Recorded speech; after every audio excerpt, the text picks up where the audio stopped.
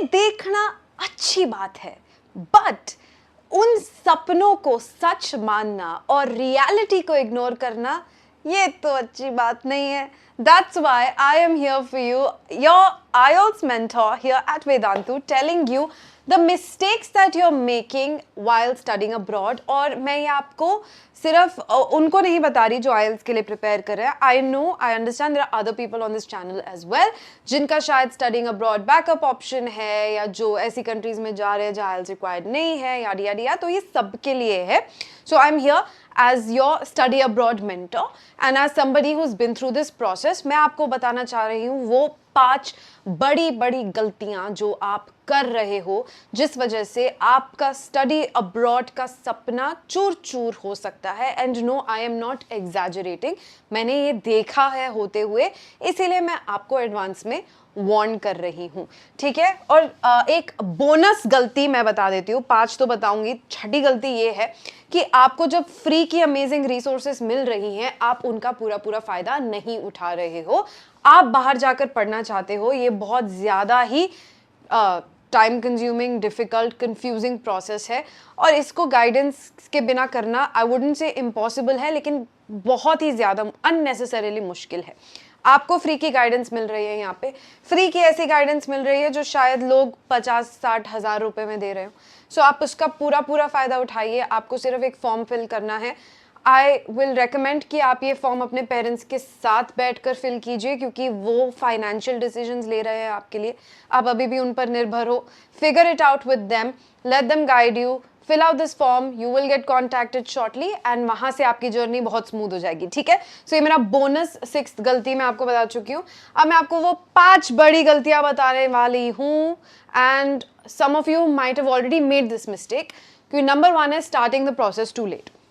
अगर आप 12th में हो, आपका बोर्ड हो चुका है और अब सोच रहे हो कि मैं अप्लाई कर देता हूँ अब्रॉड, अगस्त या सितंबर या नवंबर में कोर्सेज स्टार्ट हो रहे हैं, then you already very very late. अगर आपका 12th जस्ट शुरू हुआ है और आप ये वीडियो देख रहे हो, then again I would say you are a little late only, because आपको ये जो स्टडी अब्रॉड की जर्नी है ये आइडियली अपने 11th स्टैंडर्ड में सोचना शुरू कर देना चाहिए, इन्फॉर्मेशन कलेक्ट करना शुरू कर देना चाहिए, because this is not just about applying. अब इंडिया में ही आप देख लो कितने सारे अलग अलग टेस्ट हैं जो आपको जिनके लिए अपीयर करना पड़ता है. उन सब की अलग अलग प्रेपरेशन होती है, उन सब की अलग अलग कट ऑफ्स होती है और उन सब की डेडलाइंस भी अलग अलग होती है. तो ये ऑलरेडी बहुत ही ज़्यादा टैक्सिंग है, आप उसके लिए भी प्रिपेयर कर ही रहे होगे. लेकिन जब आप देखोगे कि अब्रॉड जाने के लिए मुझे क्या क्या चाहिए, तो अमेरिका में आपको SAT ACT भी चाहिए, हर कंट्री के लिए आपको IELTS भी चाहिए, शायद जर्मनी जाना है तो कोई और एग्जाम चाहिए होगा, तो 50 और चीज़ें जुड़ जाती है जिनके लिए प्रिपेयर करने का भी टाइम चाहिए होता है ताकि आप उस एंट्रेंस टेस्ट में अच्छे से परफॉर्म कर पाओ. और साथ ही साथ उनकी डेडलाइंस भी कब कब है ये भी जानना ज़रूरी है.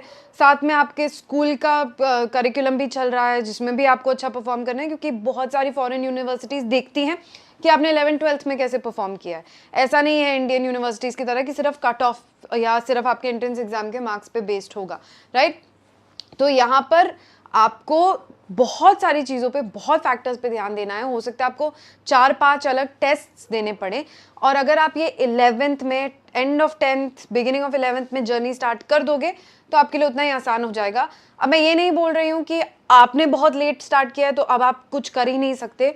ऑब्वियसली आप कर सकते हो, but it's just going to be that much more difficult for you, और आपको थोड़े अपने एफर्ट्स मल्टीप्लाई करने पड़ेंगे, that's all. And even if आपको लग रहा है कि अभी इस टाइम पर इस डेडलाइन तक नहीं हो पाएगा, देन यू कैन प्लान कि चलो 1 साल में किसी इंडियन कॉलेज में पढ़ लूँ और देन 2nd ईयर में अगर मुझे कहीं पे मिल जाता है एडमिशन तो 2nd ईयर में ट्रांसफ़र कर जाऊँ. वो आप ऑप्शंस भी आपके पास अवेलेबल है. Alright, but this is the first big mistake. Second is focusing only on rankings not fit. This is for universities that you're applying to. अब होता ये है कि हम कोई शो देख लेते हैं या किसी कज़न की या दोस्त की बात सुन लेते हैं और हम रोमांटिसाइज कर लेते हैं एक पर्टिकुलर यूनिवर्सिटी को, या हमें नॉलेज ही लिमिटेड है तो उस लिमिटेड नॉलेज के दायरे में ही हम अपना फ्यूचर देखते हैं. और ये बहुत बड़ी दिक्कत है. क्यों? क्योंकि इसमें हम अपना ही नुकसान कर रहे हैं ये ना जान के कि हमारे लिए बेस्ट चीज़ क्या है. हो सकता है जो हमारे लिए बेस्ट हो वो उस लिमिटेड दायरे में ना हो. So you have to really expand your options. अगर आप यूनिवर्सिटी रैंकिंग्स में टॉप 10 दुनिया की यूनिवर्सिटीज़ में एडमिशन लेना चाहता हूँ और आप उसी चीज़ के पीछे पड़ गए, तो आप और बहुत सारी चीज़ों पे शायद कॉम्प्रोमाइज़ कर दोगे, क्योंकि किसी को भी मुकम्मल जहान नहीं मिलता, ये तो हमें पता ही है. तो आप बहुत चीज़ों पे कॉम्प्रोमाइज़ कर दोगे सिर्फ एक ऐसी यूनिवर्सिटी में जाने के लिए जिसकी रैंकिंग अच्छी है. इससे ज़्यादा बढ़िया है कि अगर आपको अपना परफेक्ट फिट, अपना परफेक्ट फ्यूचर थोड़ी लोअर रैंकिंग यूनिवर्सिटी में भी मिलता है, तो आपको उसको भी कंसिडर करना चाहिए. इसका मैं डोमेस्टिक एग्जाम्पल अगर आपको दूं, सो इट्स नॉट लाइक कि कोई आईआईटी जाने के लिए इतना डेस्परेट है कि वो आईआईटी में जाने के लिए अब इंजीनियरिंग की डिग्री कर ही नहीं रहा है, इकोनॉमिक्स पढ़ रहा है. सो आप ऐसा मत करो, अपनी लाइफ के साथ इतना कॉम्प्रोमाइज़ मत करो just to be in a university.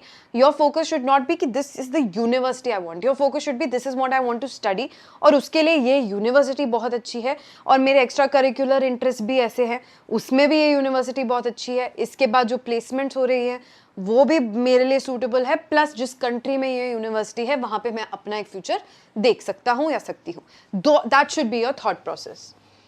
Then coming to number 3, not planning finances properly. अब इतनी कंसिडरेशंस है फाइनेंसेस की कि मैं बताना शुरू करूंगी तो अभी ये 2 घंटे की वीडियो बन जाएगी. इस पर हम फुर्सत से बाद में बात ज़रूर करेंगे, बट पहली चीज़ मैं आपको बोल दूं कि सिर्फ admission, tuition fees is not the only thing. और अगर आप इसमें हॉस्टल फीस भी इंक्लूड कर दोगे, that is also not the only thing. Living expenses इतने ज़्यादा होते हैं, there are so many things that you need to consider. First of all, आप अपना ही बिहेवियर नहीं प्रिडिक्ट कर सकते कि आप बाहर जाके कैसे होगे. हो सकता है that you decide to get live in a hostel on campus for the first year, but then all the cool kids are living somewhere else, and now you want to be a part of the cool kids and you want to move out of campus. तो ऐसी बहुत सारी चीज़ें होंगी. मन को कोई समझ नहीं पाया है और आपका मन किस डायरेक्शन में जाएगा आपको नहीं पता, तो एक बफर लेके हमेशा चलना पड़ता है. आपकी कोई स्कॉलरशिप है, हो सकता है आप उसकी रिक्वायरमेंट्स नहीं मीट कर पा रहे हो अगले साल, हो सकता है दैट गेट्स टेकन अवे.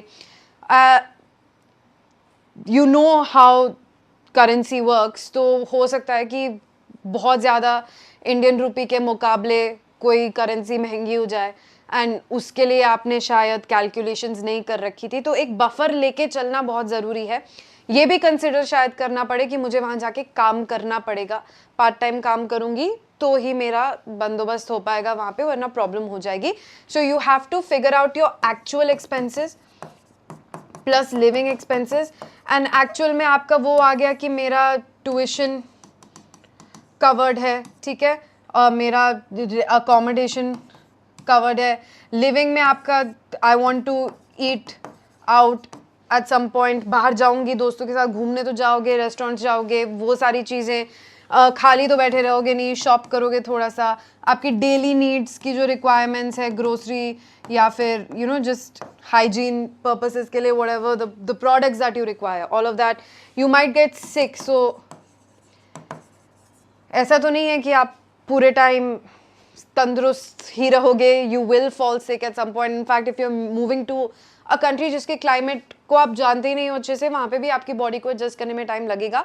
बहुत लोग क्या करते हैं, इंडिया से दवाइयाँ ले जाते हैं, that's fine, it's a good sound financial planning.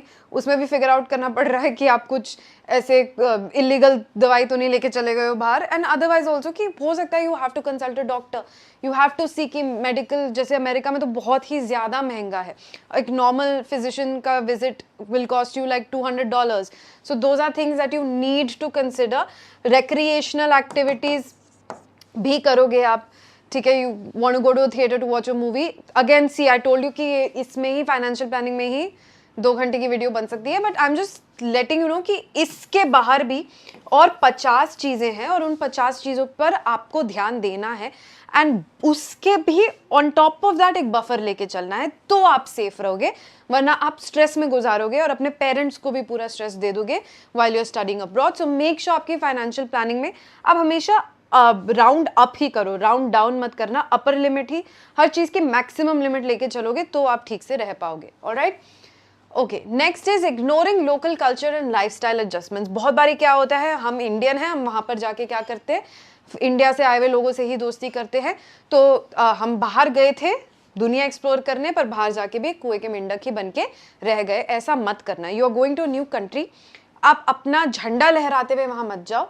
Be proud of your identity, be happy with who you are, but learn about their culture, explore their culture. आपको एक नई almost like a second life जीने को मिल रही है. You are being expose to things जो आपको पहले कभी पता ही नहीं था.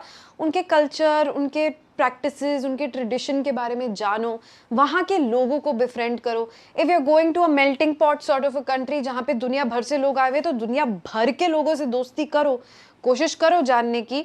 Don't be cut off, don't think कि नहीं मैं तो सिर्फ इंडियन से ही बात करूंगा. ये आपका बहुत बड़ा नुकसान होगा and you won't be liked over there either.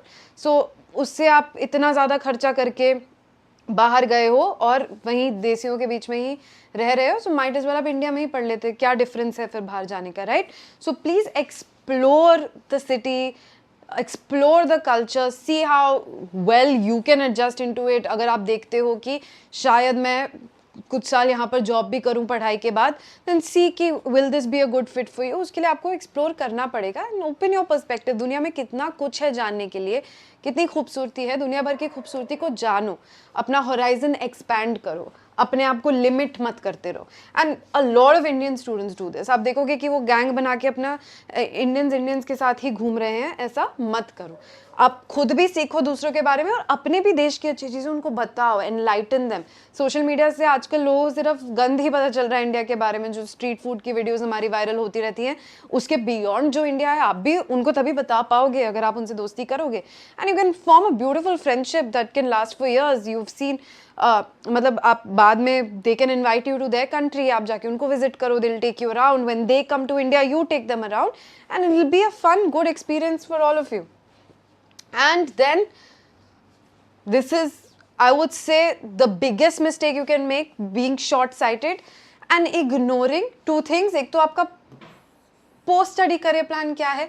आपको क्या सिर्फ एक अच्छी यूनिवर्सिटी से डिग्री लेके वापस आके अपनी फैमिली के बिजनेस में बैठना है, ये भी एक प्लान हो सकता है. क्या आप कुछ साल का वर्क एक्सपीरियंस लेके वापस आके इंडिया में ही रहना चाहते हो, ये भी एक प्लान हो सकता है. क्या आपको बाहर रहना है, the entire purpose of studying abroad was to leave the country, वो भी एक प्लान हो सकता है. You need to be clear about what you want, because ये जो जर्नी है, ये जो प्रोसेस है, ये भी आपके फर्स्ट ईयर ऑफ यूनिवर्सिटी से ही शुरू हो जाएगा and you need to plan for it in advance.